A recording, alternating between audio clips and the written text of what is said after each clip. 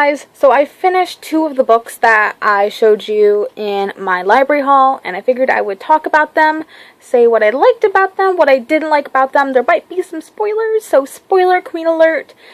But, let's get to it, shall we?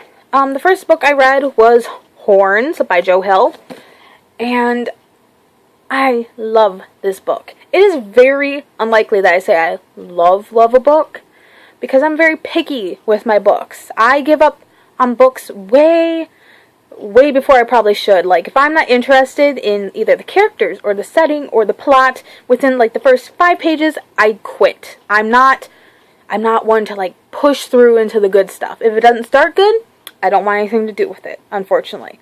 This book starts at an amazing point. Basically, the main character wakes up, Ig, his name's Ig, and he has horns in his head, legit horns, and it follows him. Basically, I think it's over like 2 or 3 days. Time doesn't really make sense when you're reading books sometimes. I think it's like 2-3 days, give or take, time.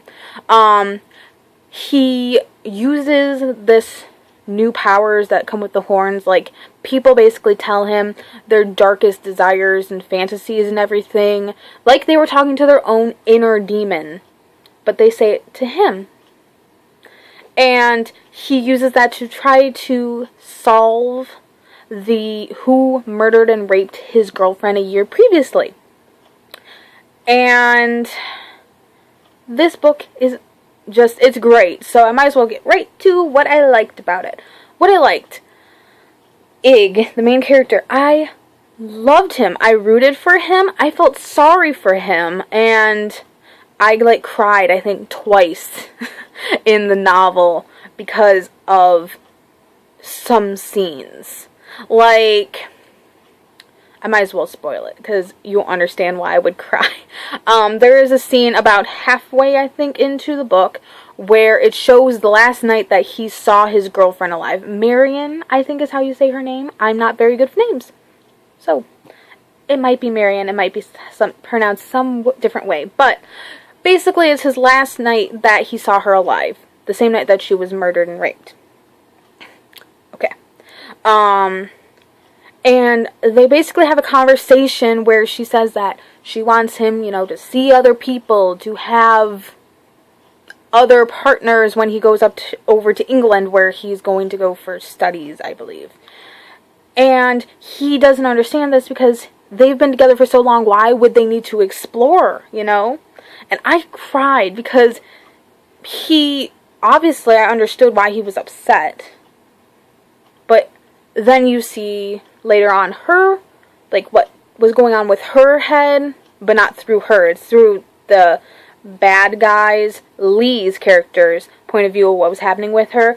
And I got so upset. And there's a good reason. I will not spoil the biggest, plot point. I consider it the biggest plot point. Read it if you want to figure out. It's a big deal. And it kind of, once you read it, you're like, oh my gosh, it kind of makes sense now. It's kind of devastating too. But I love Dig's character, with all flaws and everything. Lee's character, Lee, who is the bad guy, he's basically the bad guy. He's always been, even when you first introduce the character, there's something off about him. That something's off. He's a weird kid. And you think, oh, well, weird kids happen all the time. I mean, I used to go to school, people. I saw weird children. But no. After you get to about the halfway point again, Lee, his character scared me. I was freaked out reading it. I was like, oh my god. To which my brother and my mom, who I was sitting in the car reading, I'm like, oh my god, are you kidding me? And they're like, shut up, Autumn. We don't know what's going on. I'm like, I'll tell you. And they're like, no. But, no. I loved his character from a plot-driven point. If he was a real person, I would not like him at all. But, awesome character for the book, for conflict and everything. And I really don't have anything to say about what I disliked, really. I mean, The only thing is I had trouble with there's like 5 sections, 5 parts of the novel. The second part is very much about like a like sliver in Ig's past, which introduces Lee kind of and like their history.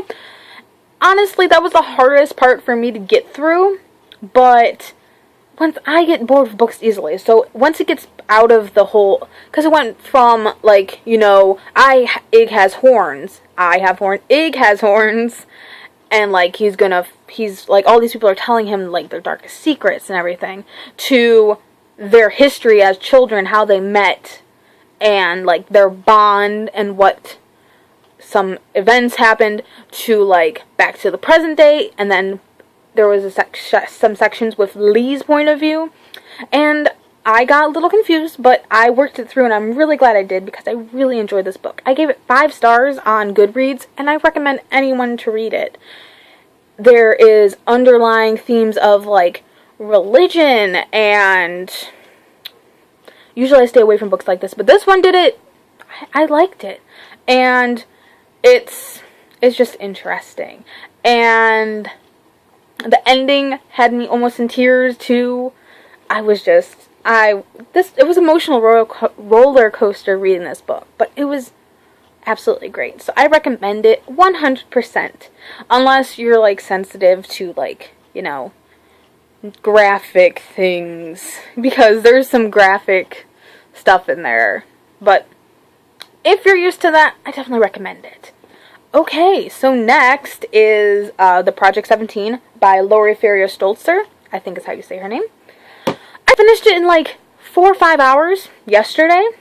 It was really good for a really quick read. It's a young adult novel, I believe. And one of the reviews on the back said, it's like The Breakfast Club meets The Blair Witch Project, which is pretty much it in a nutshell. It is very much, it leans a little more towards The Breakfast Club for me, but I enjoyed it a lot. It was very much like I would say like hidden footage kind of, or found footage kind of book. Like you could see that being made into a found footage kind of movie, which is like one of my favorite kinds. And basically it follows 6 teens, making sure I'm correct, 6 teens, and they go into the Danvers State Hospital just before it's about to be demolished. And that's like the whole little plot. And the main character, he wants to make the film because he doesn't want to end up working at his parents' diner for like the 3rd generation. He wants to get out, and he feels that it's his only way.